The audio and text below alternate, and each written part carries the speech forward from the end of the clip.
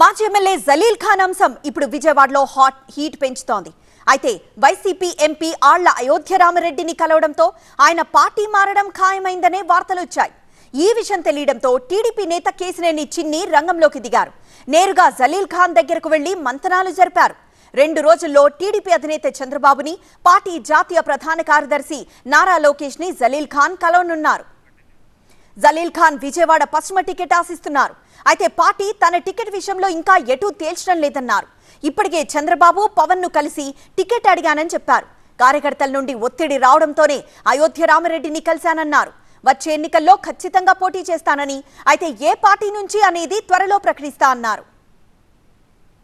పశ్చిమ నియోజకవర్గం ఆ కులం ఆ మతం అని కాదు. నేనంటే గతంలో 2 సార్లు ఎదురుగాలిలో గెలిచా. అందరితో నాకు పరిచయాలు ఉన్నాయి. రెండోది వాళ్ళ ఒత్తిడి ఎక్కువైపోయింది నా మీద. వారికోస్ వెయిన్స్ వ్యాధికి కేవలం 30 నిమిషాల్లో చికిత్స. కాల్ చేయండి 9989527715. రోజు 200-300 మంది రావటం, అడవటం, సీటు అని అడవటం.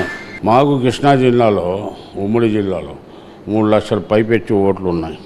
దీని ప్రభావం జిల్లా మీద కూడా ఉంటుంది, 2 ఎంపీల మీద కూడా పడుతుంది. ఇంత పెద్ద జిల్లాలో ముస్లిం మైనార్టీకి ఇవ్వటం అనేది చాలా బాధాకరమైన విషయం. బాబు గారినే నమ్ముకున్నా. మరి ఈ సీటు ఎందుకు ఇవ్వట్లేదు అనేది నా బాధ, ఆవేదన ప్రజల్లో ఉంది, నాలో ఉంది.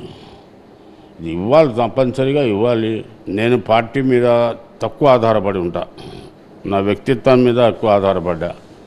నాకు 15 నుంచి 20 వేల ఓట్లు ఇంటికాడ తీసుకొచ్చేసే జనాభా ఉన్నారు. కంటెస్ట్ అనేది జరుగుద్ది, డెఫినెట్గా చేస్తాను. అది ఏ రకంగా చేస్తానన్నది కాలం నిర్ణయిస్తుంది.